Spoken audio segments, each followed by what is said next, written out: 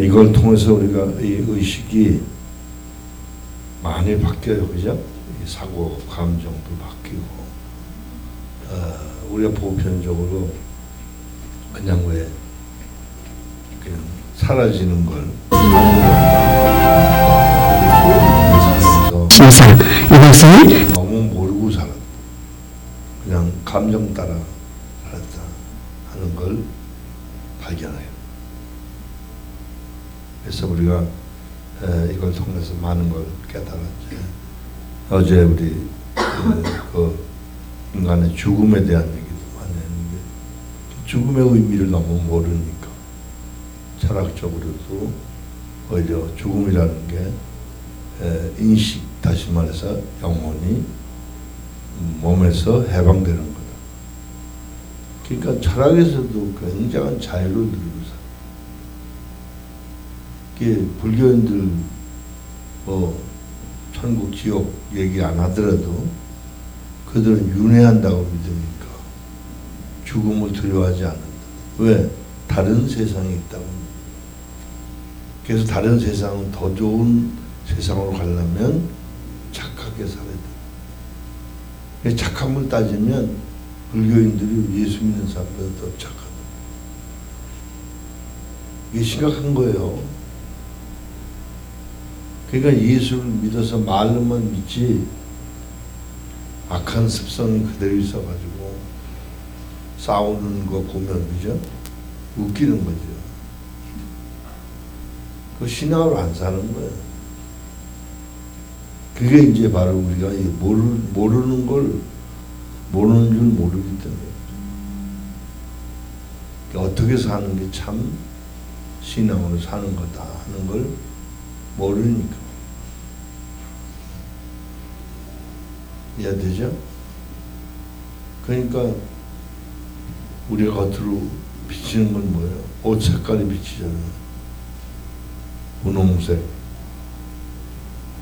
또 빨간색, 까만색. 그러듯이 사람이 겉으로 표출되는 게 보통 말하는 그 사람의 인격주의적 인격이에요. 사람들이 말하는 인격을 인격주의적 인격이라고 해요. 진짜 인격은 하나님 한 분만 인격이지. 그래서 우리가 하나님을 너로서 즉 심령이 돼서 올바른 관계를 할 때 그때만 비로소 우리가 인격이 되는 거예요. 할렐루야. 그러니까 무슨 얘기냐면 우리 여자분들 다 모성 본능이 있지만 자녀가 출생하지 않으면 모성애가 생기지 않는 그와 같은 거예요. 절대적인 주체이신 하나님과 우리가 객체로서 만나고 심령이 돼서 거룩한 인격적 교제가 되지 않으면 신앙이 왜곡돼가지고 종교적으로 우리 욕망을 위한 수단으로 있는 거예요. 그러니까 교회만 다니는 거예요. 찔끔찔끔 헌금 조금 하고 말이야. 교회에서 무슨 직분 주고 뭐 그 직분 때문에 의시되고 아무 의미 없이 살아. 목회자는 더 심각해요. 이해되죠? 예, 시작합니다.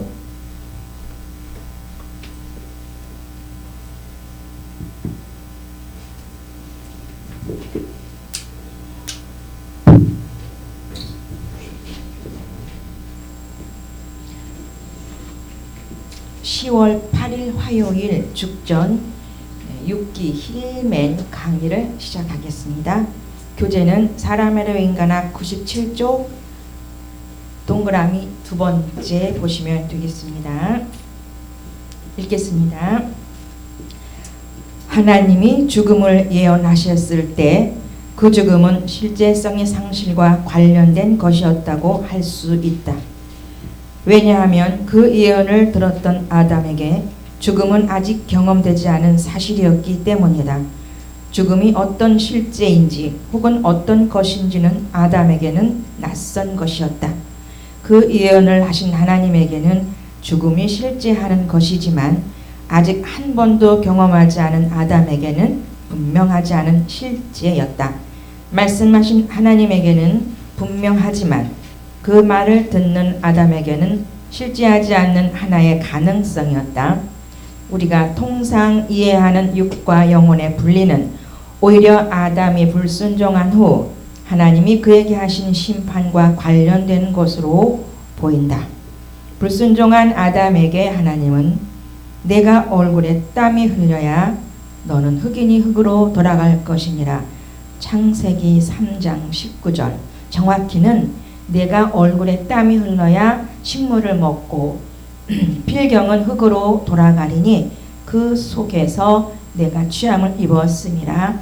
너는 흑인이 흙으로 돌아갈 것이니라. 이게 정확한 내용입니다. 이 심판이 우리가 지금 이해하는 육과 영혼의 분리와 일치하는 죽음이라고 하겠다. 네, 그러니까 죽음이 두 가지라고 그랬죠. 하나는 영혼과 육체 분리고 하나는 하나님과 영적으로 단절된 게 죽음이다. 또 더 나아가서 다른 말로 말하면 어떤 게 죽음으로 가는 길이냐. 육신을 따라 육신의 생각에 져서 육신대로 사는 게 죽는 길이. 신박한 거야. 그러니까 거의 대부분의 믿는 사람들조차도 어떻게 사는 게 진리로 사는 것인지 생명으로 사는 것인지를 모르고 있다. 할렐루야? 이게 심각한 겁니다. 우리가 본질을 알아야 돼요. 그러니까 이것이 용어가 아니에요. 여러분, 저 아들, 딸 혹은 손자, 손녀 사랑하는 게 장난입니까? 해보는 거 아니잖아요. 연극이 아닙니다. 마음에서부터 우러나오는 사랑이거든요. 할렐루야? 그 신앙이 그런 거예요. 마지못해 믿는 게 아니에요. 할렐루야? 우러나오잖아요. 아멘. 생명이 우러나와야 되는 거예요. 그냥 사랑이 우러나오는 건 심리입니다. 생명이 우러나오는 게 생명이에요. 할렐루야? 이걸 구분하지 못하면 살 줄을 모르는 거예요. 그래서 실용주의, 육신의 이기적인 욕망을 따라 사는 거예요. 그래서 뭐 좀 이루어지고 돈이 좀 생기면 그냥 기분이 좋고. 그건 아주 초보적인 신앙이에요. 생명 때문에 항상 현재, 실제적인 현재, 그때만이 생명이 생기는 거예요.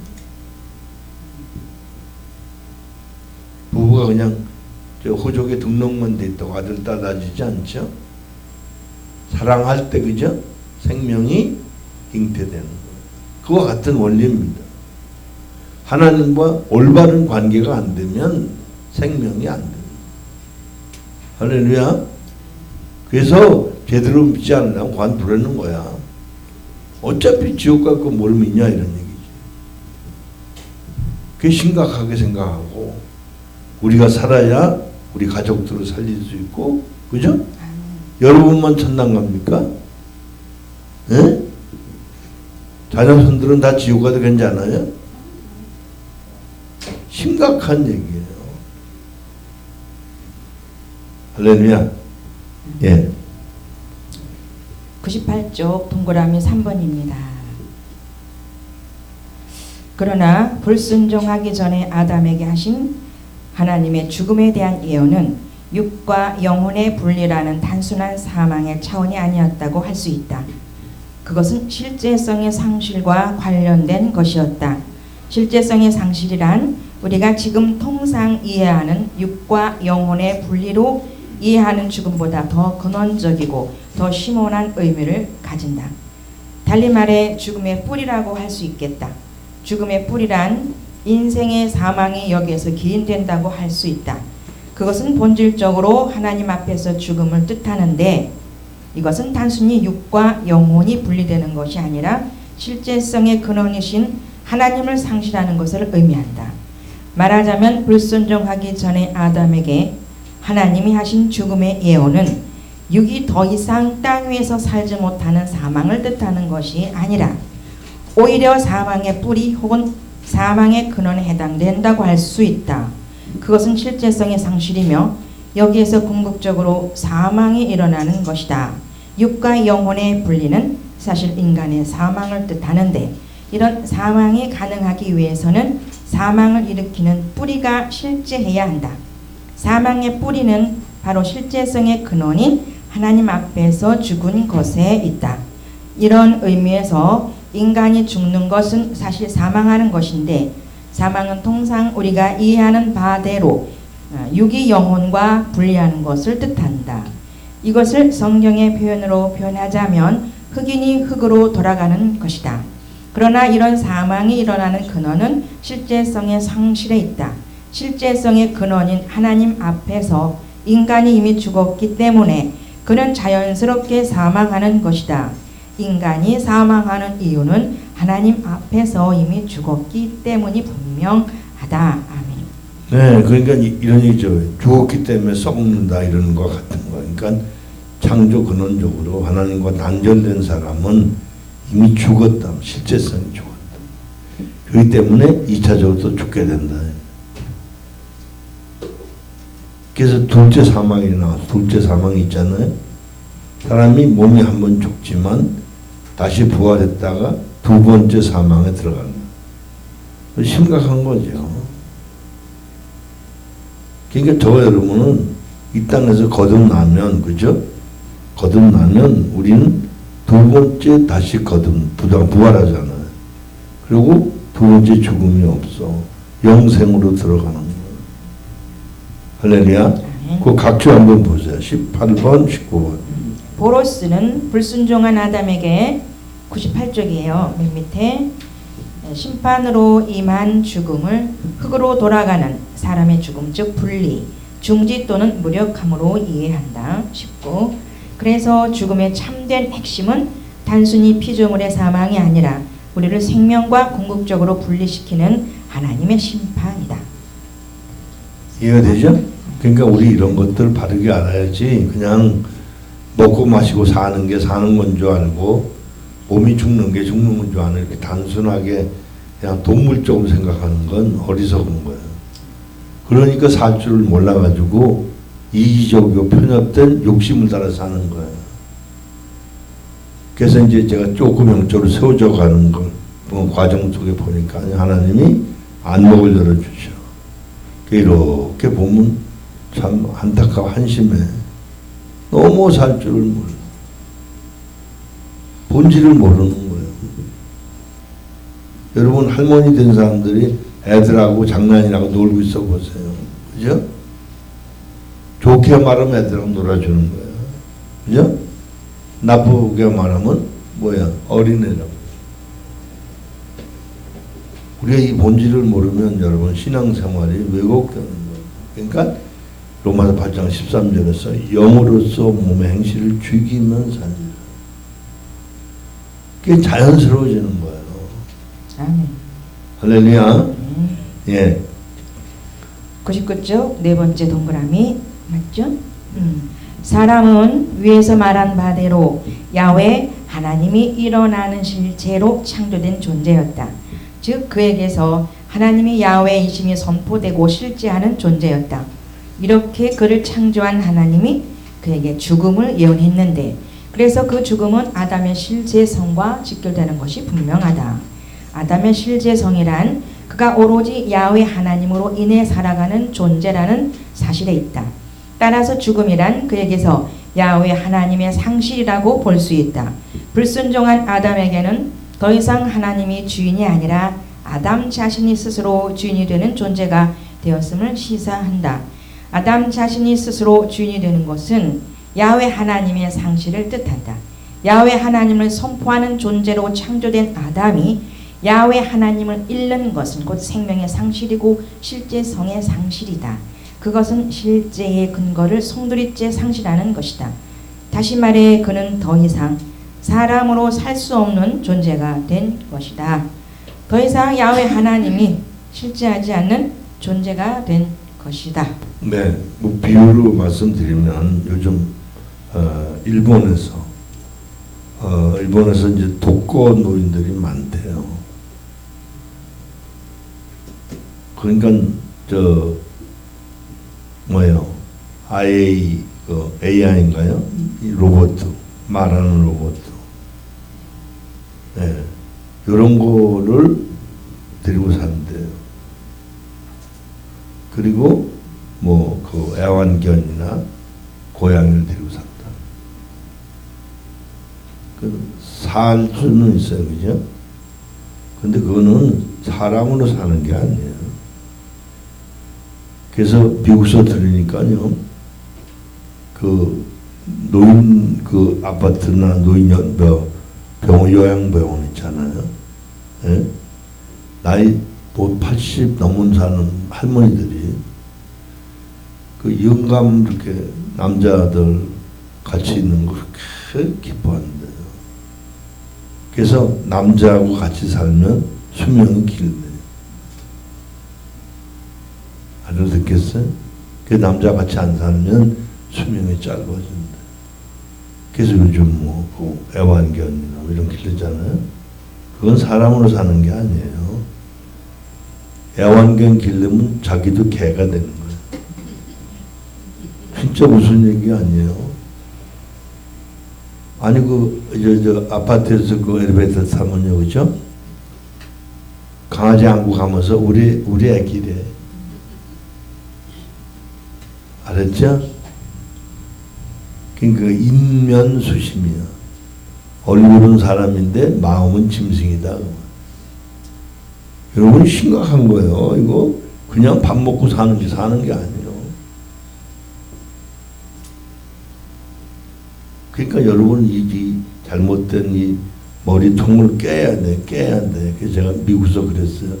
다음 올 때까지 변화가 안 되면 내가 알미늄 야구바트 하나 사가지고 정수리서부터 박살내겠다. 뭐로 살아. 심각한 거예요. 여러분 산다는 게 그냥 사는 게 아니요. 할렐루야. 네. 지금 목사님 뭐로 살아 그러시잖아요. 네. 저도 이 말씀 들을 때 뭐로 살아 어떻게 사는지 잘 몰라요. 모르니까 근데 살게 해주시더라고요. 붙어만 있으면 살게 해주시잖아요.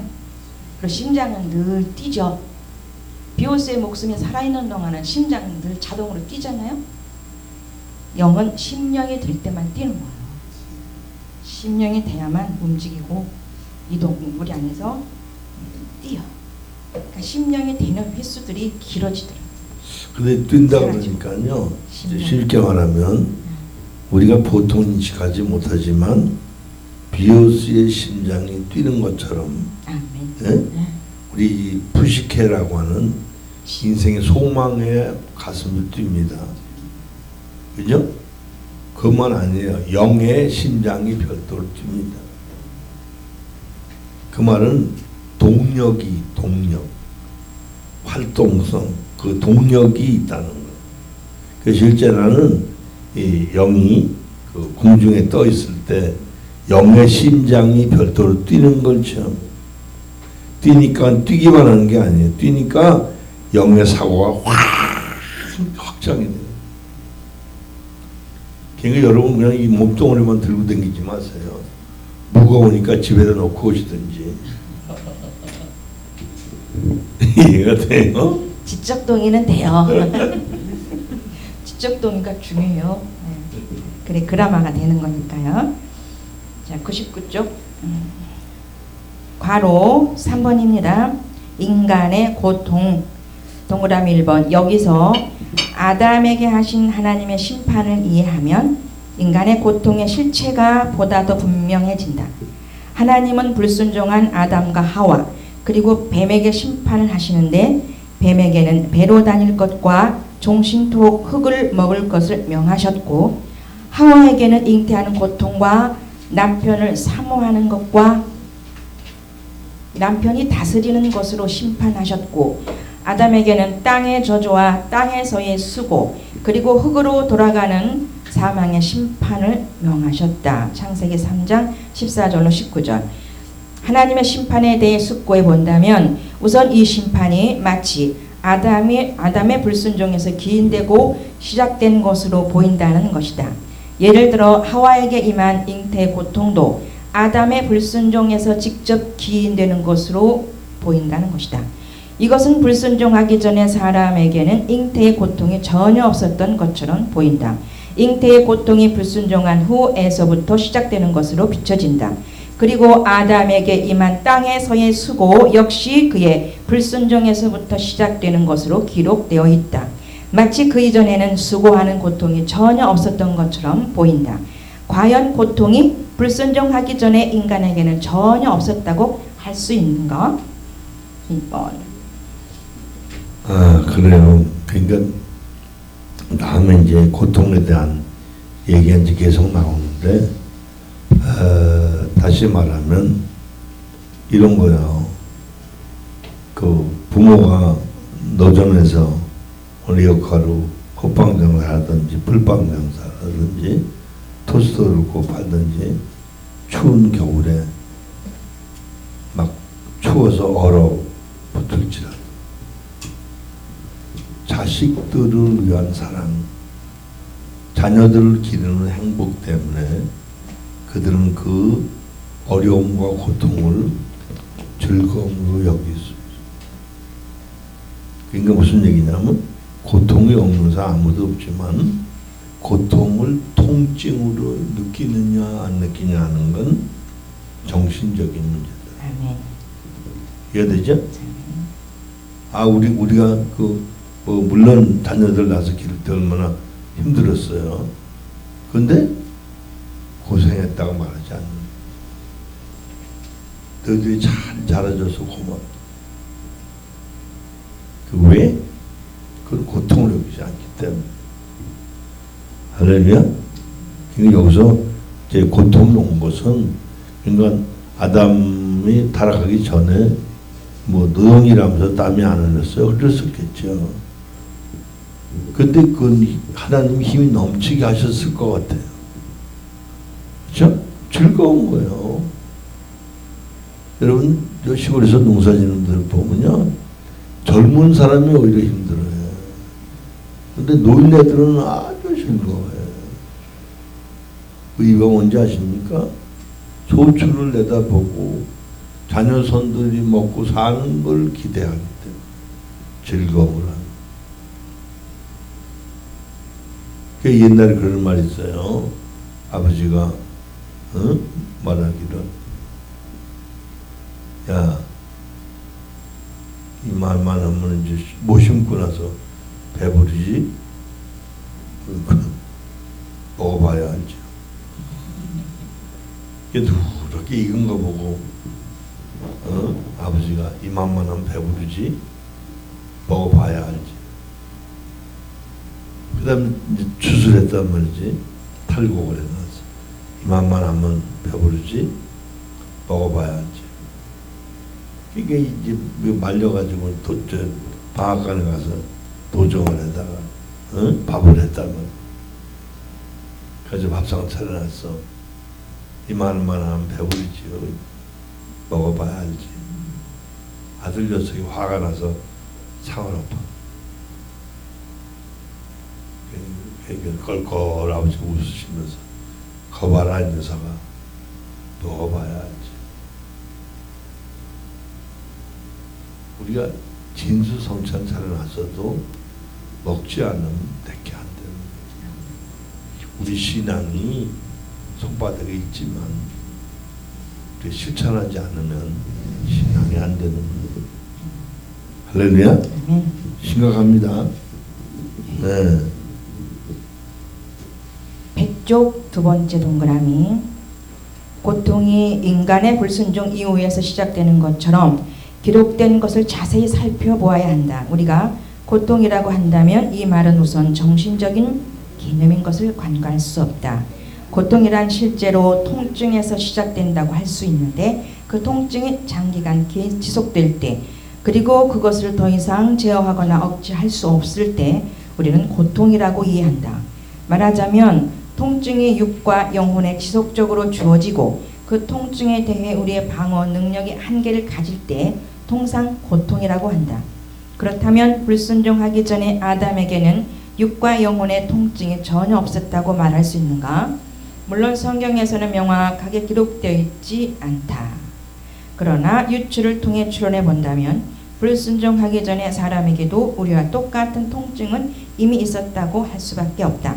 만약에 통증 자체가 없다면 그것은 신경 조직에 심각한 문제를 가진 사람으로 창조된 것이고 무신경을 가진 사람에게서 지금 우리와 같이 신경 조직을 가진 사람들이 후손으로 나왔다고 하기에는 석연치 않기 때문이다.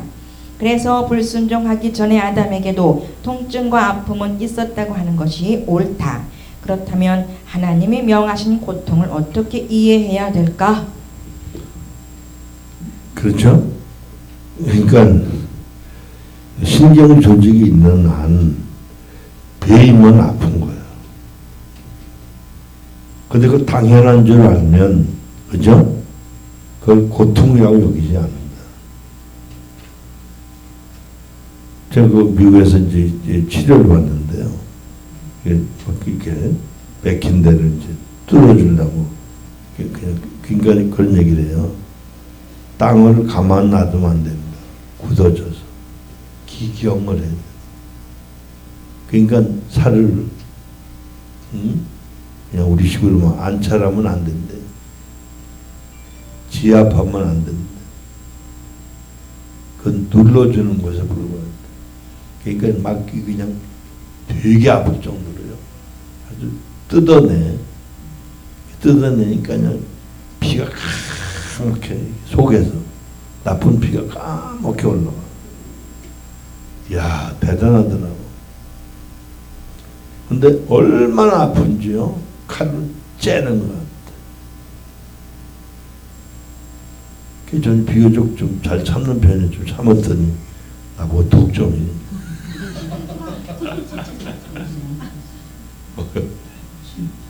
아직도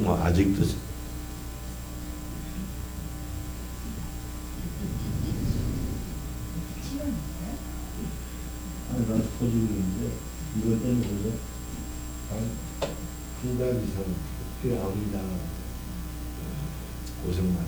그 뭐 따질 거 없고 어쨌든 간에 야, 이 엉덩이를요 그냥 이 힘줄을 그냥 이렇게 만져주는데 뜯어낸다 그래 그분 표현을. 그리고 얘기하는데 웬만한 사람은 소리 지르고 울고 난리는 안 돼. 되게 아프더라. 예, 또 그분은 그렇게 또 은혜를 받았더라. 예. 안찰도 하는 주시면 어디죠? 3번 101쪽 3번입니다. 자, 이를 위해 고통에 대해 생각해 봐야겠다. 곧 101쪽입니다. 101쪽 3번. 이를 위해 고통에 대해 생각해 봐야 하겠다. 고통은 우선 육체의 통증 문제가 아니라 정신의 고난과 관계하는 문제로 보인다. 즉 고통은 반드시 육체와 정신의 통증만은 아닌 것이다. 예를 들어 우리 손에 가시가 박혔을 때 통증은 시작된다. 그러나 그 통증이 반드시 고통이 되는 것은 아니다. 어떤 사람으로부터 마음의 상처를 입었을 때 그 상처가 통증은 되지만 반드시 고통이 되는 것은 아니다. 그러나 깊이 사랑하는 사람으로부터 원치 않는 말을 듣게 되면 그것은 고통을 수반하는 말이 된다. 혹은 이런 예가 적합할지는 모른다. 내가 원치 않은 사고를 만나서 심각한 상해를 입었는데 그것은 심각한 통증을 수반하고 있다. 내가 그 상해에 대해 어떤 의미를 발견하지 못했을 때 그 상해로 인한 통증은 곧 고통으로 이어진다. 말하자면 고통이란 의미와 관계하는 정신적인 문제라는 것이다. 이것은 반드시 육체의 통증과 관계하는 것만은 아니다. 어떤 사람이 제3자가 보기에 고통스럽게 보이는 환경에 놓여 있다고 하자. 그러나 그 당사자는 그것을 고통으로 여기지 않을 수 있다. 다른 사람이 보기에는 고통스러운 환경에 놓여 있는 것처럼 보이지만 본인은 그렇지 않다고 생각한다. 또 하나의 예를 든다면 다른 사람이 보기에는 전혀 고통스럽게 보이지 않는 상황처럼 보이지만 본인은 고통스러워할 수 있다. 이 상태는 통증이나 아픔이 없지만 고통은 싫지 않은 것이다. 부유한 환경에 살지만 생의 의미를 발견하지 못해 고통을 느끼기도 한다. 여기에서 알 수 있는 것은 고통이란 주관적인 해석의 문제인 것이다. 그래서 고통은 의미 문제이고 동시에 주관적인 해석의 문제이다. 이것은 객관적인 척도에 의해 규정될 수 없는 존재로서 어떤 것이 아니기 때문이다. 고통은 어떤 것으로 객관화시킬 수 없는 존재이다. 그것은 의미와 해석과 관계하는 정신적인 문제이기 때문이다. 만약에 어떤 통증에서 그 통증의 의미를 발견한다면 그것은 반드시 고통이 아닐 수 있다. 어떤 아픔에서 그 아픔의 의미를 발견하게 되면 그것은 더 이상 아픔이 아닐 수 있다. 통증과 아픔은 102쪽 넘어갔습니다. 통증과 아픔은 실제적인 존재지만 고통과 고난은 의미 해석에서 일어나는 존재이다. 우리는 여기서 고통을 이렇게 정의할 수 있지 않을까? 즉 고통은 정신의 무의미이다. 통증에서 의미를 발견하지 못할 때 고통은 일어난다. 통증이 아니라도 거기에서 의미를 발견하지 못하면 무의미는 곧 고통으로 역사한다. 왜냐하면 고통은 결국 정신의 무의미에서 비롯되기 때문이다. 그래요. 제가 고난이 축복이라는 말을 많이 했는데 이제 고통이 어떤 고난이냐면 가령 물질 문제, 대인 관계, 뭐 질병도 있겠지만 여러 가지 문제가 닥쳐오는데 그걸 의미를 못 찾으니까 힘들어하는 거예요. 근데 그게 하나님이 우리를 가르치고 일깨우고 훈련하시는 은혜의 손길이라는 걸 깨닫게 되면 감사하게 될 줄로 믿습니다. 아멘. 가난도 감사하고 대인관계도 감사하고 원수를 붙여준 것도 감사하고 할렐루야. 그게 그렇게 되더라고. 그게 이제 그 당시에는 몰랐어요. 그래 성경에 나오잖아요. 고난 받을 때는 기뻐 보이지 않고 슬퍼 보이나 그로 말미암아 연달한 자에게, 연달이 훈련된 걸 말하거든요. 의의 열매를 맺게. 할렐루야. 심각한 얘기예요. 그러니까 여러분 호흡이 있을 때, 그래도 건강이 좀 유지될 때, 그죠? 누구마탄 과부집 땡핏을 얻어가지고 전 세계를 다니면서 사람을 살려요. 대전에 있는 그 곽 집사님이라고 며칠 전에 문자가 왔어요. 저기 친구가 여기 윤 집사라고 키르기스탄에 선교를 가서 지금 7년째 됐다. 소개해도 되겠냐고. 그러라고 그랬더니 아침에 문자가 왔어. 윤 집사님이라는 분. 왔는데 7년 됐는데 저 대전 대장간 옛날에 우리 훈련할 데 있어요. 거기서 훈련을 받았대. 지금 7년 됐는데 그냥 우울증에 답답하고 뭐 지금 정신이 없대. 좀 도와달라. 그래서 이제 통신을 하는 방법을 얘기했어요. 예, 기본 과정을 하려면 한 달에 한 번씩 상담하고 힐맨 하게 되면 3개월에 한 번씩 합니다. 그리고 이제 등록비는 한 달에 100불씩이에요. 이게 무슨 얘기냐면 지금 여기저기서 아우성 치는 사람이 하나둘이야. 우리들이 할 일이 너무 많다. 자기 만족에 빠져 있으면 안 돼. 할렐루야? 예, 여러분 기도 많이 하시고 주께서 우리를 보내시는데 어디든지 가야 될 줄로 믿습니다. 우리가 밥이나 먹고 그건 뭐예요? 밥이나 먹고 편안해서 하는 거요. 조금 있다가 그냥 죽자는 얘기야. 의미 없는 삶이에요.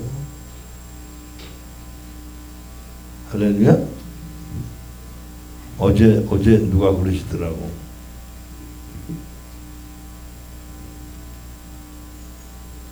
제가 이제 그 뭐 몸 성하지 않은 상태로 여기저기 그 미국이나 러시아나 다니시는 걸 보면서 야, 이거는 죽으려고 사는 거지. 그냥 우리 주의 일을 죽으려고 해야 돼요. 뭐 좀 편안해 보려고 하면 안 돼. 물론 제가 러시아 가면 이제 안 가보신 분은 크루즈 여행 뭐 500불이면 할 수 있으니까 3박 4일인가 거기 뭐 4박 3일이라고 그러던가 어쨌든 그런 여행도 있어요. 또 미국 가면 이제 뭐 그랜드 캐년도 볼 수 있고 전 아직도 못 가봤지만 그 옐로스톤 뭐 전부 색깔이 노란가 봐요. 옐로스톤이라는 산이 있대. 이해되죠? 그거 아주 멋있다고 그러더라고. 가는 데마다 온천도 있고 뭐. 자, 그러니까 사역도 하고 때로는 휴식도 하고 때로는 여행도 하고. 할렐루야. 요즘 사람답게 살다 죽어야지. 맨날 밥 잡수시고 주무시고 화장실 가고 밥 잡수고 주무시고 화장실 가고 생쥐처럼 뱅글뱅글 돌다 죽어요. 할렐루야. 아멘. 정신 차리자고요. 네. 네. 102쪽 동그라미 4번. 고통이란 생의 의미 문제임을 알 수 있다. 인간의 생의 의미에 대한 질문과 함께 태어났다고 말한 에브너의 말은 상당히 일리가 있다. 생명은 곧 의미 문제와 직결된다. 식물이나 동물도 인간과 같이 생명을 가지고 있으나 그들은 의미를 가지고 있지 않다. 따라서 그들은 생을 산다고 할 수 없다. 생을 사는 존재는 인간뿐이다. 왜냐하면 인간만이 유독 생명에서 의미를 발견할 수 있기 때문이다. 그래서 인간은 동물이나 식물처럼 생명에 필요한 물질로만 사는 것이 아니라 삶에 필요한 정신으로 사는 것이다. 삶은 물질에 있는 것이 아니라 궁극적으로 정신에서 주어지기 때문이다. 그래서 예수는 사람이 떡으로만 살 것이 아니요 하나님의 입으로 나오는 모든 말씀으로 살 것이다. 마태복음 4장 4절로 하신 것이다. 이런 의미에서 식물과 동물은 생명을 가지고 있지만 생명이 실현되는 삶을 가지지는 못한다. 인간만이 삶을 가지는 것이다.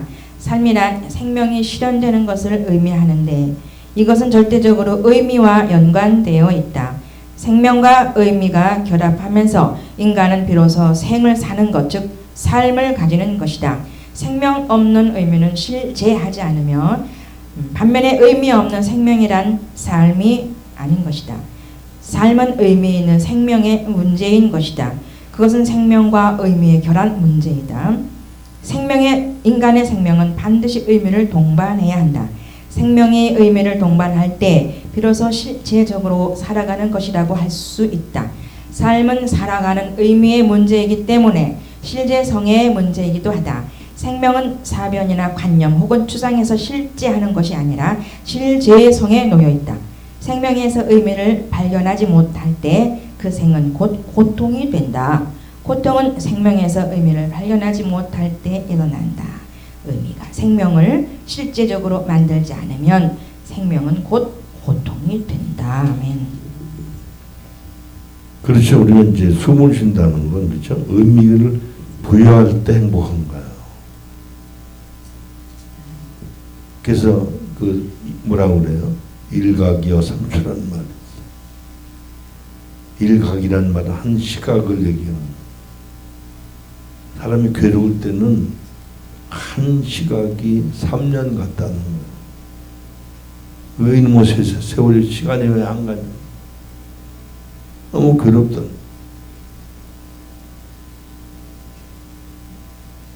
그러니까 우리 진리 안에서 생명으로 살면 순간순간이 행복할 뿐 아니라 살아나는 것 때문에 기쁜 거예요. 아멘. 마치 할머니들이 아무 소망이 없는데 뒷 텃밭에 그죠?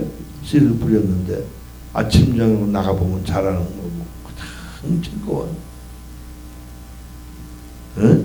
허리가 아프다고 그러시면서도 그 밭에 가서 뽑아주고 사람이 소망이 있기 때문에 그건 진정한 소망이 아니잖아요. 우리의 진정한 소망은 생명이 살아나는 걸 보고 기뻐할 줄 알아요. 즐거운 거예요.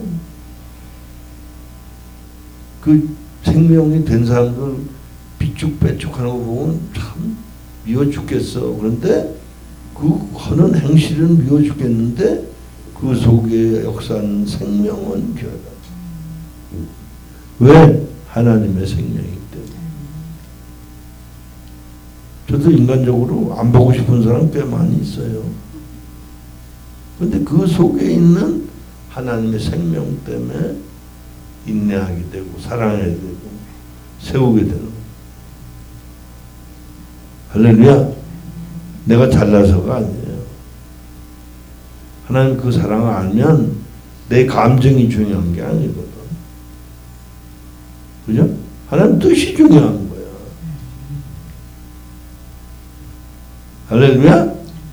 그래서 쉽게 말하면 우리가 뭐 엄마들은 다 아시는 거지만 아이들을 잘못하면 혼낼 때 그죠? 미워합니까? 사랑하기 때문에 혼내는 거야.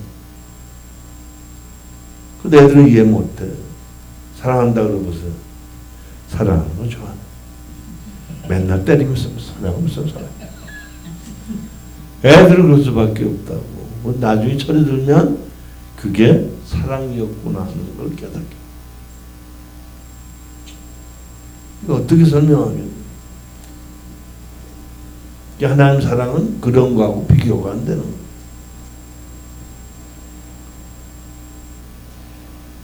할렐루야. 네. 아멘. 아멘. 5번째인가요? 네, 103쪽 5번째입니다. 인간은 생명과 의미를 서로 결합하면서 삶을 창조하는 존재이다. 인간의 삶이란 주어진 생명에서 의미를 발견하며 살아가는 생인 것이다. 이것이 아니라면 무의미한 삶이 된다. 무의미한 삶이란 생명에서 의미를 발견하지 못한 것을 뜻한다. 그렇다면 의미란 무엇이고 어떻게 발견되는 것인가? 의미란 하나의 길이다. 말이 들어오고 나가는 하나의 길이 의미이다. 이 길을 따라서 말이 들어오고 나가는 것이다. 이 관계를 위해 간단한 예를 들어본다면 어느 남자가 한 여자에게 당신을 사랑한다 라는 말을 했다고 하자.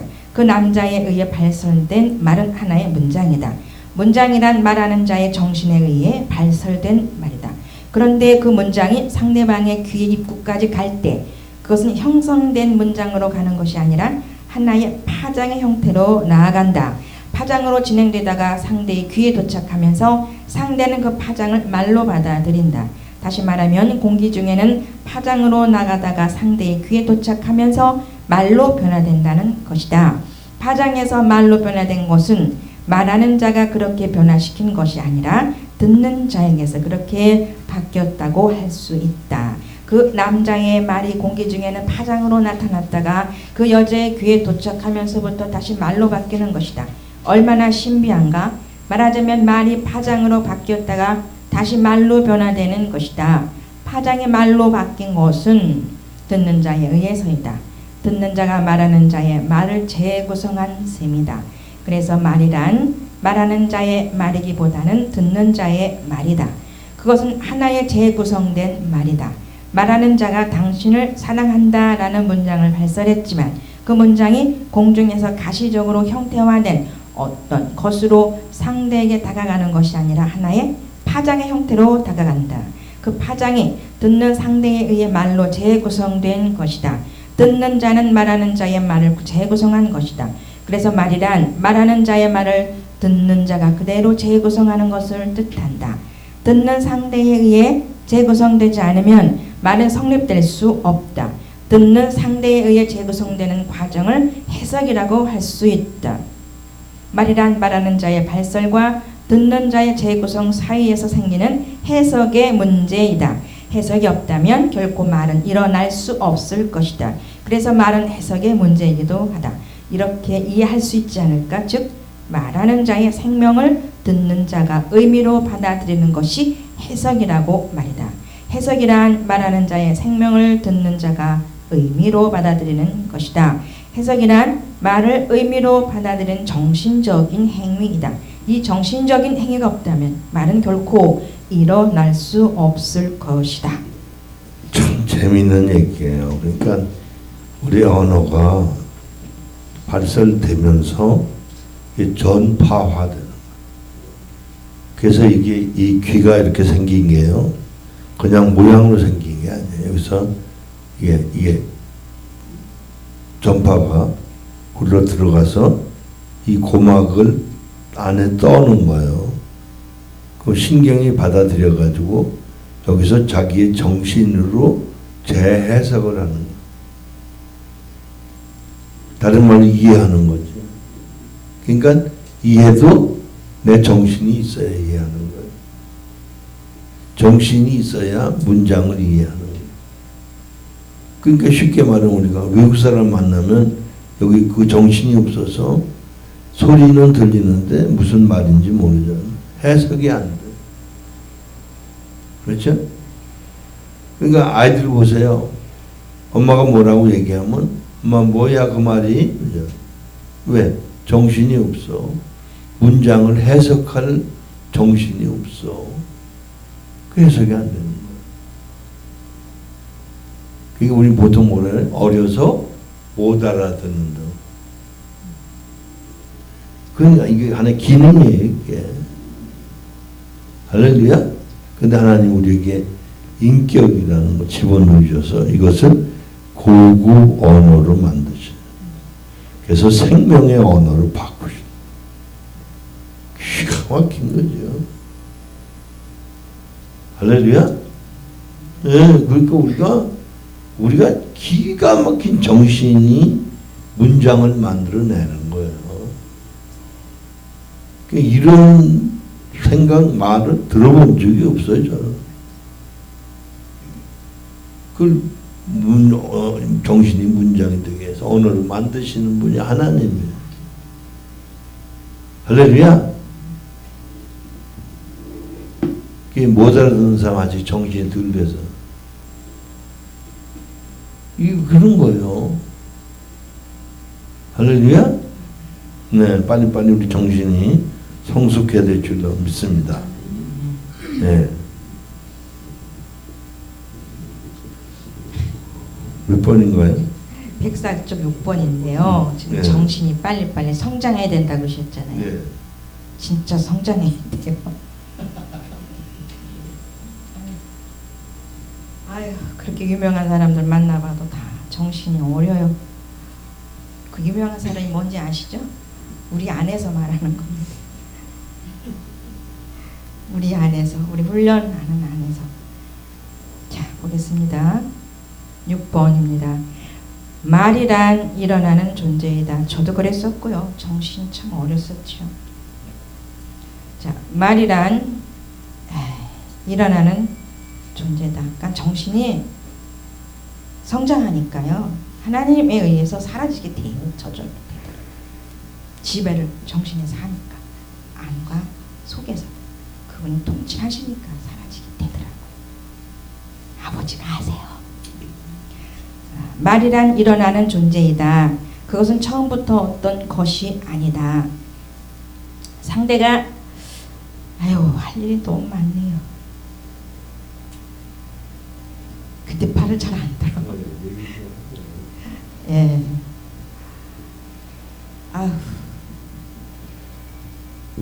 그래서 엄마들이 말 못 알아듣는다고 때리잖아요. 말 못 알아듣는다고. 못 알아들을 수밖에 없어서 기다리면서 가야 되는데 어디서 엄마라고 하는 가족이라고 하는 그 안에서 아이가 자라듯이 영적인 것도 성장하려면은 그 어떤 모임처가 있어야 되거든. 그곳이 이곳이거든요. 힐링과 멘토링을 하는 곳이거든.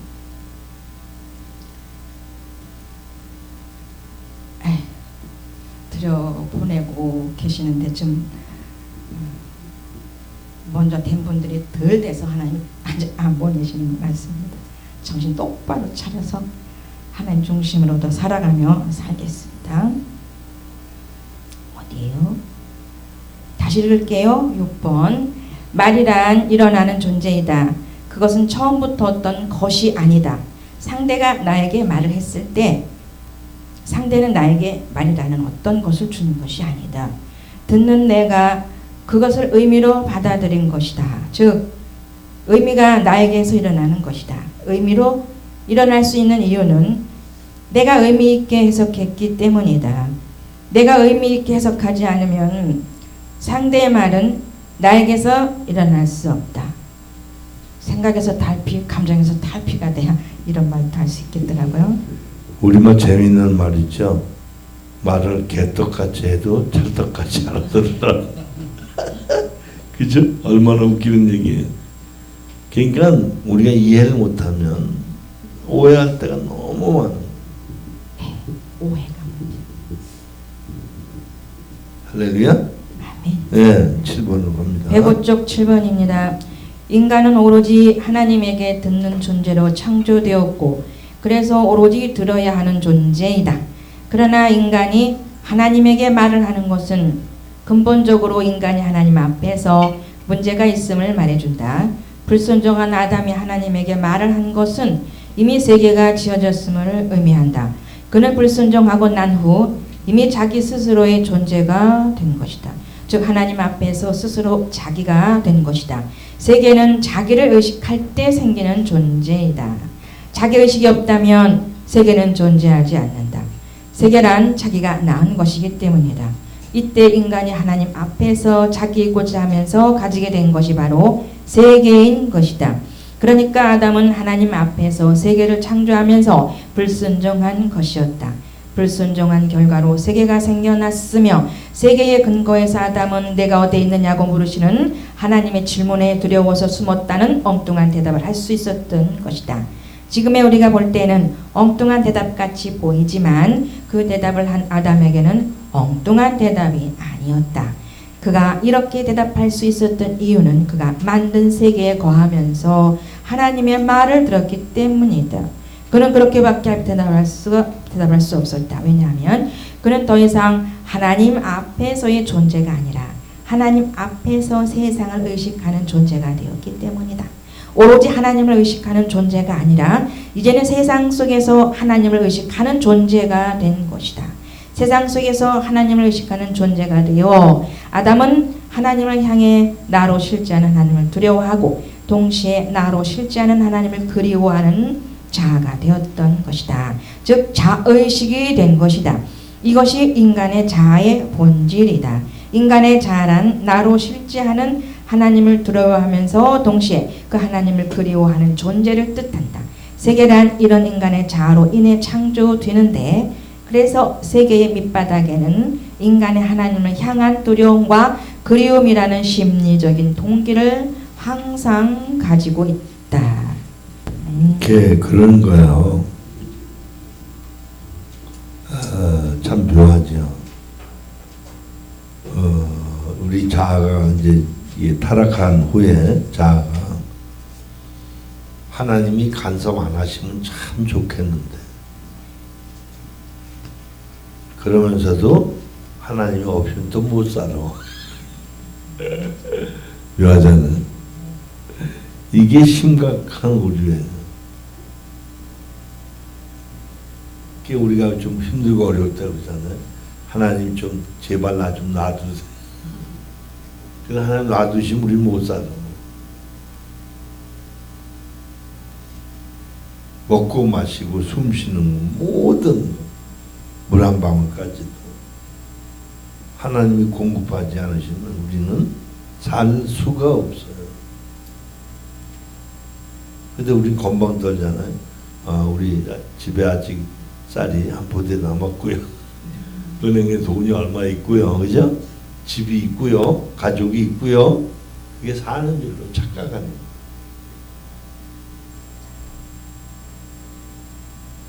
기가 막힌 거예요. 하나님은 없는 걸 있게 하시는 분이고 있는 걸 없게 하시는 분.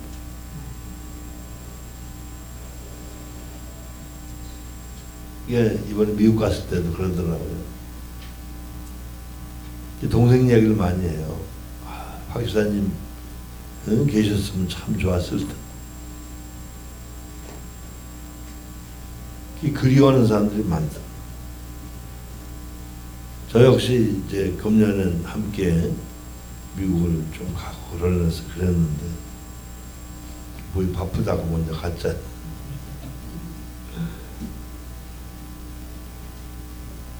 이 세월이 참 빠른 거야.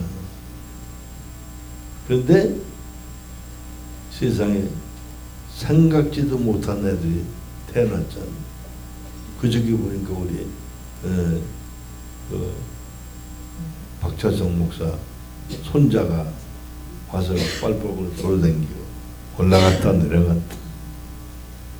그리고 이제 벌써 작은 애를 임신해가지고 내년 1월 달에 출산한다. 그리고 우리 박 집사 아들 인규 거기도 벌써 둘째가 임신을 했다.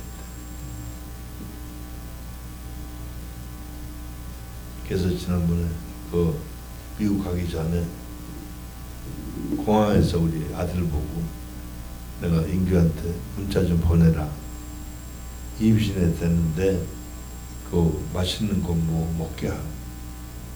그래서 공항에서 아들한테 얘기해가지고 아들이 30만 원 내가 얘기해서 붙였다. 이번에 이제 아까 통화했는데 이번에 이제 내가 3개월치 매달 30만 원씩 90만 원을 아들한테 입금했거든요. 그럼 이제 아들은 20만 원씩 3개월이니까 60만 원 보내야 돼. 30만 원이 왔더라고. 그래서 이게 뭐야? 20만 원 아니고 가만히 생각해보니까 그거 공제했구나 생각이 들어. 딱 전화와서 그래. 아버지 30만 원 버는 거 인규 나도 그렇게 알고 있었다고. 지금 거기서 지금 저 큰애 인규 딸 큰애 돌이 우리 미국에 있을 때 돌이 지냈거든요. 이제 이걸 또 거기 지금 돌 할 때는 50만 원씩 보내니까 이제 보내주려고. 그러니까 없던 녀석들은 생겨나고 있던 녀석들은 없어졌어. 할렐루야.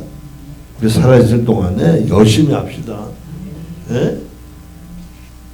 알아들었죠? 네, 오늘은 불고기 드린데 불고기 쌈하고 불고기 사다 놔 지금 하는 모양. 무슨 말인지 알죠? 예, 그러니까 이제 어쨌든 여러분 남은 생에 얼마 안 남았어요. 이렇게 보니까 10년 조금 더 남은 사람 별로 몇 사람 안 되네. 빨라요. 인생이 잠깐이에요. 그러니까 우리가 어물어물 살 게 아니라. 이해되죠? 정신 바짝 차립시다. 아멘. 끝이에요? 이거 주시. 간식 그 계란 삶아놨어요. 간식 있대요. 간식 8번. 네.